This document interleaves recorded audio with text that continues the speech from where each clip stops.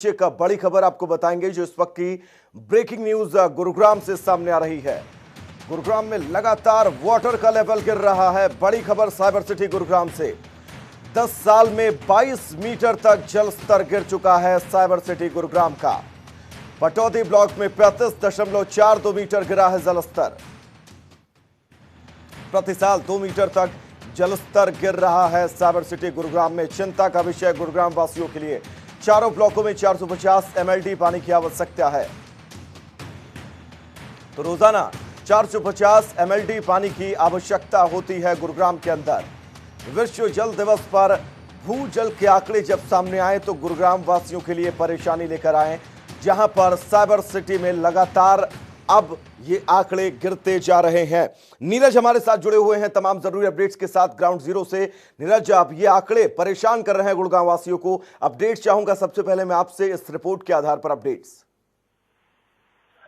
बिल्कुल वैभव, देखिए आज वर्ल्ड वाटर डे है, विश्व जल दिवस। इसको लेकर पीएम नरेंद्र मोदी ने भी तमाम ऐसे राज्य जो कि प्रभावित हैं, सूखा प्रभावित क्षेत्र हैं, राज्य हैं, उन तमाम राज्यों में उन तमाम लोगों से बातचीत की जो कि जल संचय को, यानी कि पानी के बर्बादी से जो महत्वपूर्ण भूमिका निभा रहे हैं कि पानी को बर्बाद न किया जा सके, उन तमाम लोगों से बातचीत की। लेकिन दक्षिण हरियाणा में स्थिति काफी भयावह हो चली है। बीते 10 साल में 22 मीटर पानी जो है वो भूजल जिसको कि रिचार्ज किया जाना चाहिए था, वो काफी नीचे जा चुका है, पाताली हो चुका है। अगर यही हालात रहे, अगर पानी की बर्बादी नहीं रुकी तो साइबर सिटी में पीने के पानी का संकट आने वाले कुछ सालों में जरूर खड़ा हो सकता है। हालांकि इस चीज को लेकर तमाम चीजों पर ध्यान दिया जा रहा है। वाटर हार्वेस्टिंग की बात की जा रही है, बारिश के पानी को हर साल संचित करने की बात की जा रही है, जोड़ों को, पोखरों को, तालाबों को, झीलों को बसाने की, दोबारा जो है रिसाइकलिंग करने की बात की जा रही है। लेकिन सिर्फ कागजी दावे हैं वैभव। अगर ये कागजी दावे नहीं है तो बीते 10 साल के दौरान जिस तरह के रिसाइकिल या रिचार्ज करना चाहिए था बारिश के पानी का, उस तरह का कोई भी प्लान साइबर सिटी के तमाम इलाकों के अंदर या फिर यूं कहें कि चारों ब्लॉक के अंदर देखने को नहीं मिलता है।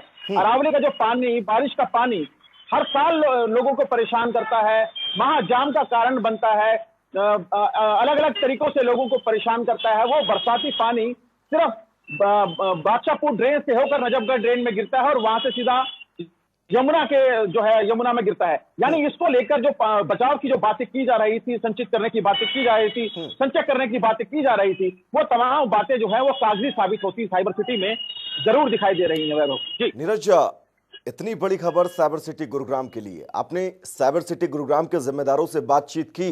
कोई रोड मैप है उनके पास या फिर सिर्फ सब कुछ हवा हवाई है? बिल्कुल, देखिए पीएम नरेंद्र मोदी ने अपने संबोधन में वाटर हार्वेस्टिंग सिस्टम की बात करी। तकरीबन 400 से 500 वाटर हार्वेस्टिंग सिस्टम तमाम ब्लॉक्स के अंदर मौजूद हैं। नगर निगम ने बीते 2008 में गठन हुआ था, उसके बाद से लगातार ऐसे वाटर हार्वेस्टिंग सिस्टम की बात की जा रही है। लेकिन मैं आपको बताऊं कि हैरानी की बात है कि साइबर सिटी में इक्का दुक्का वाटर हार्वेस्टिंग सिस्टम को छोड़कर तमाम जो है मिट्टी से अटे पड़े हैं।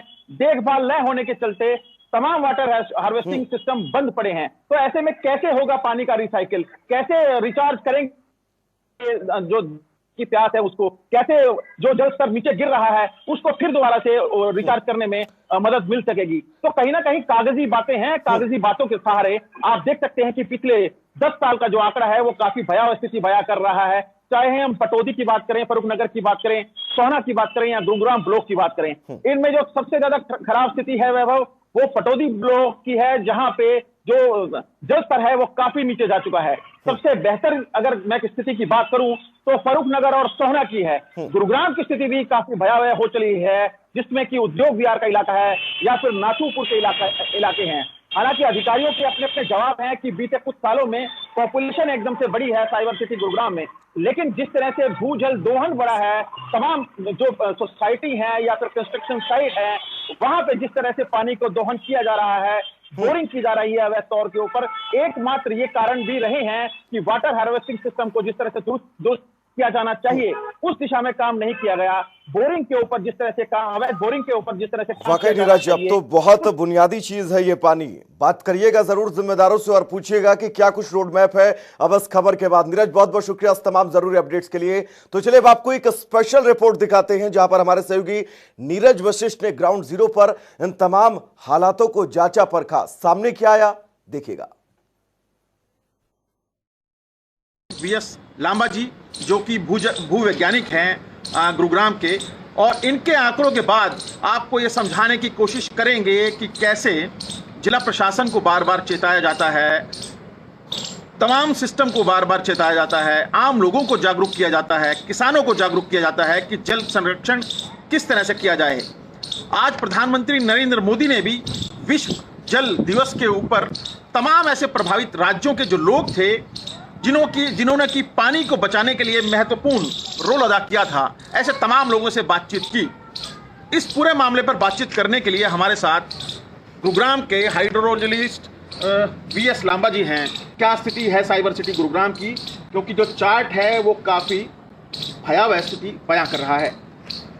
नमस्कार जी, मैं वीरेंद्र सिंह लांबा, हाइड्रोलॉजिस्ट गुड़गांव में देख रहा हूँ। ये ग्राउंड वाटर के जो पोजीशन हमारे गुड़गांव की है वो लगभग हमारे पास में 40 साल का रिकॉर्ड है। 1974 से 2014 तक का जो हमारे वाटर लेवल में जो डाउनफॉल है वो लगभग 26 मीटर है। 26 मीटर है, 20 मीटर है। अभी लास्ट 10 इयर्स का 2009 और 2019 के बीच में जो 10 साल का जो हमारा है वो पूरे गुड़गांव का 6 मीटर का हमारे पास में डाउन है। तो यदि एवरेज ली जाए तो लगभग 0.7 मीटर हर साल हमारा डाउन है। इसके लिए हमें एक तो सबसे इम्पोर्टेंट तो ये है, लोगों में हमें जागरूकता लानी होगी। और आज माननीय प्रधानमंत्री जी मोदी जी ने जो आज एक इसके शुरुआत की है कि कैसे हर ड्रॉप को रिचार्ज किया जाए, तो इसके लिए हमें रिचार्जिंग के लिए सबसे इम्पोर्टेंट बात है जब बारिश से पहले जो अपने जो भी टारगेट हैं वो सभी को पूरा करना होगा कि कैसे हम हार्वेस्ट कर सकते हैं। इससे हमारे पानी के लिए जो भी उपाय करने हैं, बचाना है पीने के पानी के लिए, यदि कोई भी स्टोरेज करना है तो उनको अभी हमें 2-3 सप्ताह 4 सप्ताह का हमारे पास में टाइम है। उस टाइम तक हम ये हो जाएं कि ये हमें पानी का और ऐसे में बचाया जा सकता है। इसके लिए यदि मैनेजमेंट में थोड़ा ध्यान दिया जाए, कहीं पर भी जो पानी सप्लाई हो रहा है कैनाल ट्रीटेड वाटर, उसको भी ध्यान दिया जाए, पर तो भी हमारे पास में अच्छी इसकी परिस्थिति ठीक हो सकती है। तो मैनेजमेंट में कहीं ना कहीं देखिए कमी ज़रूर है। आपको दिखाते हैं वो चार्ट भी जो कि कहीं ना कहीं परेशान करने में लगा है साइबर सिटी के लोगों को। चारों ब्लॉक डार्क जोन में शामिल हैं और इस डार्क जोन में स्थिति क्या है, हालांकि ये पूरे हरियाणा का आंकड़ा है। 1974 जून 1974 से लेकर जून 2014 तक का ये आंकड़ा है। तमाम चीज़ें जो है, तमाम वो आंकड़े जो है वो आपके सामने है। मैं कैमरामैन से कहूँगा कि ये जो तमाम आंकड़े हैं वो आपको दिखाए, जिससे कि एक बार स्थिति साफ हो कि तमाम जिलों के अंदर क्या कुछ स्थिति है पानी के डाउनफॉल की। अंबाला के अंदर अगर हम बात करें तो 5.79 जो कि जून 1974 में था वो जून 2014 में 10.89 हो गया, यानी जो डाउनफॉल था वो -5.10 का था। ऐसे ही तमाम जो जिले हैं, गुरुग्राम की बात करूं तो 1974 में जो जल स्तर था वो 6.64 था और जून 2014 में 26.18, और इसके अंदर कहीं ना कहीं जो डाउनफॉल है वो 19.54 का है। बार बार हर साल ये कहा जाता है कि वाटर हार्वेस्टिंग के जरिए हम जमीनी पानी को रिचार्ज कर सकते हैं। 400 वाटर हार्वेस्टिंग सिस्टम हैं साइबर सिटी गुरुग्राम में, लेकिन सब के सब या तो बंद है या फिर उनकी जो देखभाल न होने के कारण जो है वो मिट्टी से अटे पड़े हैं। तो ऐसे में अगर यही स्थिति रही, वाटर हार्वेस्टिंग सिस्टम की बात प्रधानमंत्री नरेंद्र मोदी ने भी की, तमाम जो लोग वहाँ के मुख्यमंत्री बैठे थे उन लोगों ने भी की, लेकिन जो वाटर हार्वेस्टिंग सिस्टम पिछले कुछ सालों के दौरान नगर निगम के द्वारा लगाए गए हैं या फिर और जो विभाग हैं उनके द्वारा लगाए गए हैं, अगर उनकी देखरेख नहीं होगी तो कैसे जल स्तर को सुधार पाएंगे। फार्मर्स के लिए हमारे को वाटर इंटेंसिव क्रॉप ने लगा करके फुहारा सिस्टम से या टपकन प्रणाली से जो फसल लगाने के लिए जो बातचीत चल रही है या कर भी रहे हैं लोग, बागवानी विभाग काम कर रहा है, कम से कम पानी यूज करना है हर फसल में, या फसल चक्कर चेंज करना है। इस बार जैसे अपनी खेती में बाजरा लगा दिया या उसमें सरसों लगा दिया, या शुगर कैन और इस शुगर कैन और पैडी वगैरह के लिए ये हम लोगों को जागरूक कर। देखिए, अपनी जिम्मेदारी हमें ज़रूर समझनी होगी, और अगर जिम्मेदारी नहीं समझी तो बहुत देर, कहीं ऐसे ना हो जाए कि बहुत देर हो जाए।